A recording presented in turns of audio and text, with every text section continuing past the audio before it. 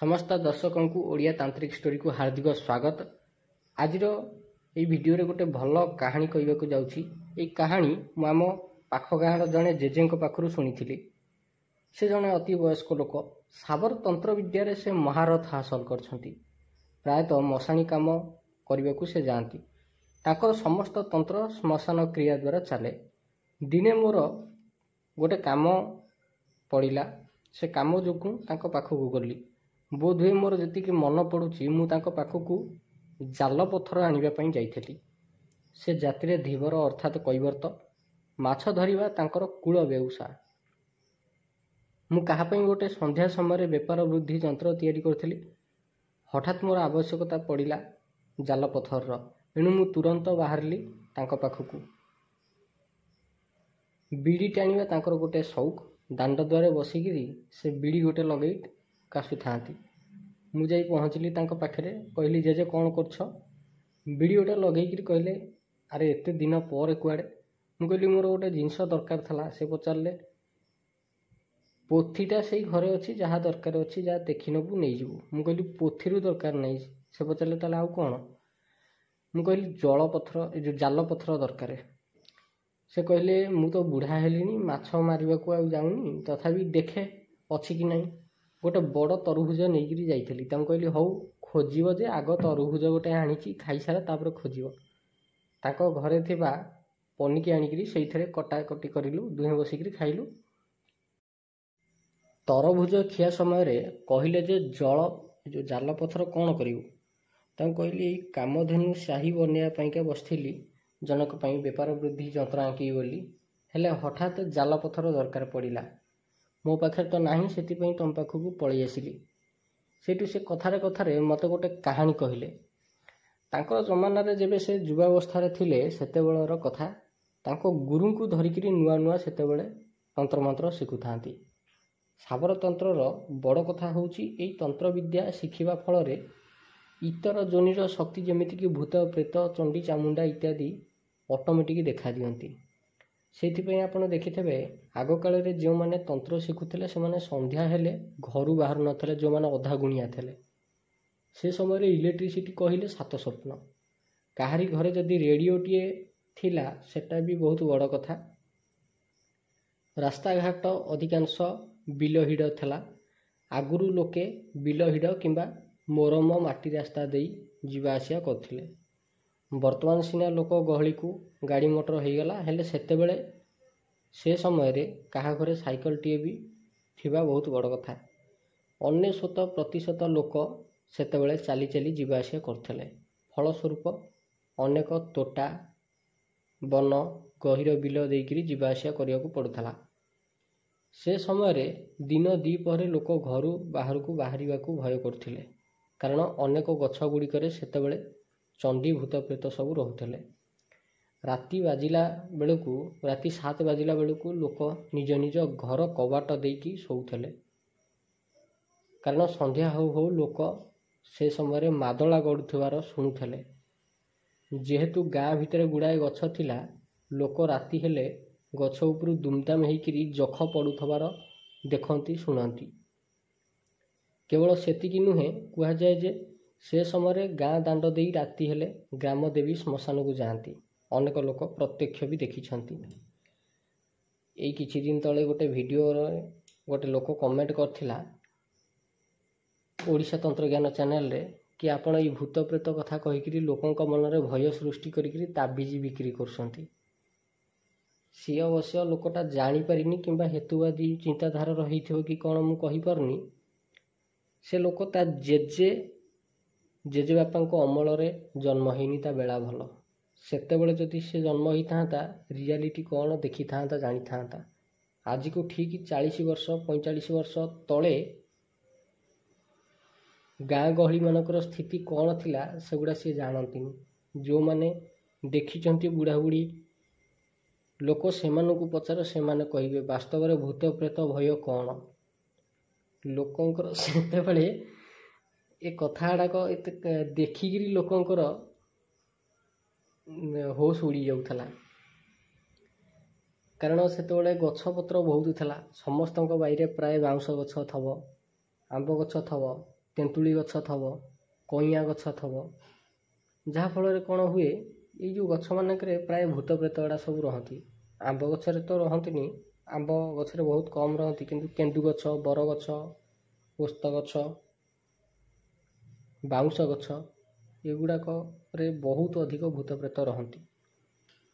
ସନ୍ଧ୍ୟା ହେଲେ ମାଦଳ ଗଡ଼ିବେ, ରାତି ହେଲେ ଯଖ ଦୁମଦାମ ହେଇକରି ପଡ଼ିବେ। ଯେତେ ରାତି ବଢ଼ିବ ଚଣ୍ଡୀ ଗୁଡ଼ାକ ସବୁ କୁହାଟ ମାରିବେ।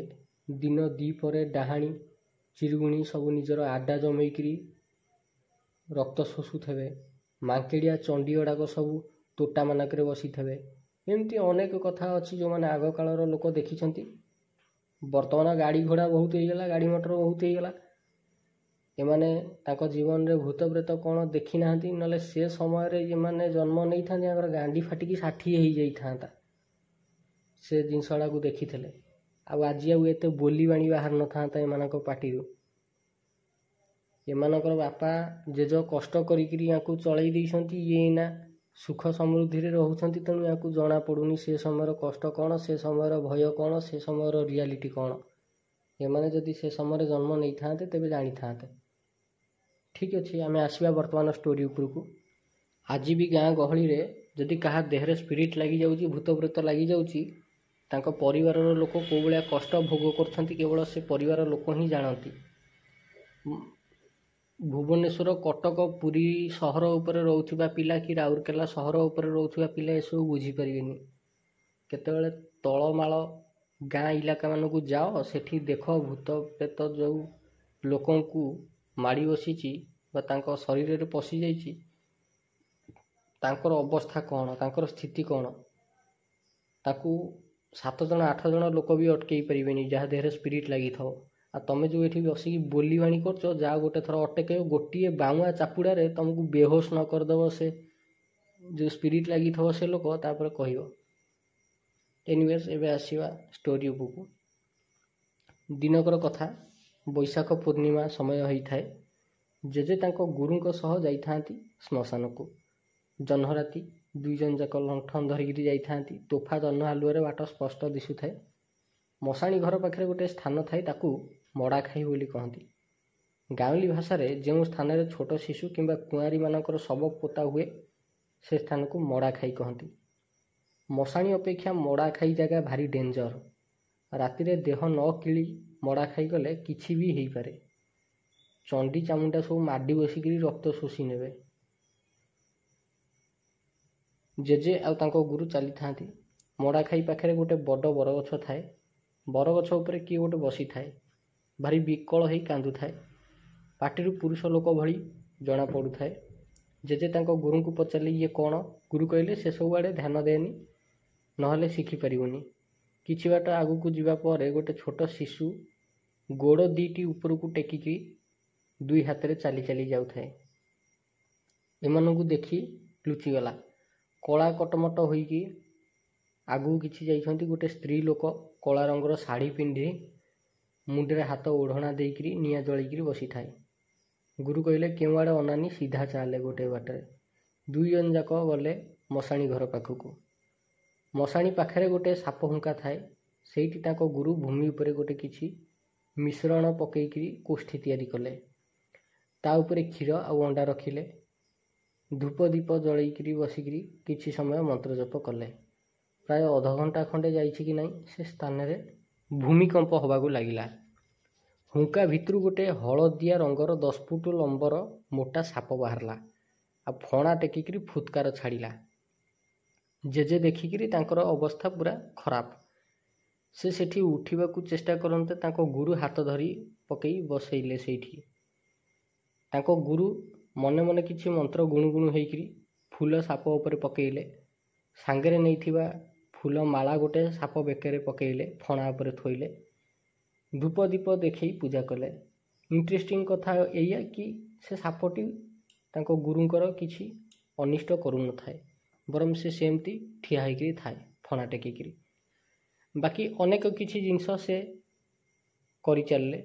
ନିଜ ଗଣ୍ଠିଲି ଖୋଲି ଗୋଟେ ଫଳ ଥିଲା, ସେ ଫଳ ଦେଖିବାକୁ ରୁଦ୍ରାକ୍ଷ ଭଳି, ଟିକେ କିନ୍ତୁ ରୁଦ୍ରାକ୍ଷ ଅପେକ୍ଷା ବଡ଼। ଫଳଟିକୁ ଭୂମି ଉପରେ ଅଙ୍କା ହେଇଥିବା କୋଷ୍ଠୀ ଉପରେ ରଖିଲେ। दुई जन जाक नईकरी मुंडिया मारले। मुंड उठे देखिला बेलू से स्थान में कहीं नहांती। जो स्थान में सापटी थिला से स्थान में 4टी सुना मुद्रा पड़ीथला। परवर्ती समय तांको गुरु तांको बोधहुए यही विद्या शिखई जेजे तांको जीवन रे अनेक सुना मुद्रा पाइकरी अयस करछंती। जमी बाड़ी पुलाए करि पकईछंती। पुओ झियो सबु सेटल हेले वर्तमान केही पचारू नाहांती। परिणत बयस रे वर्तमान एका पड़ी जाइछंती। जेजे ई कहानी सुनैबा परे राति सेतळुकु 9:30 हो गलानी। मु कहली जेजे राति बहुत हेलानी, मु पुणी आर गाँ को जीवी, मते दियो जाल पथर।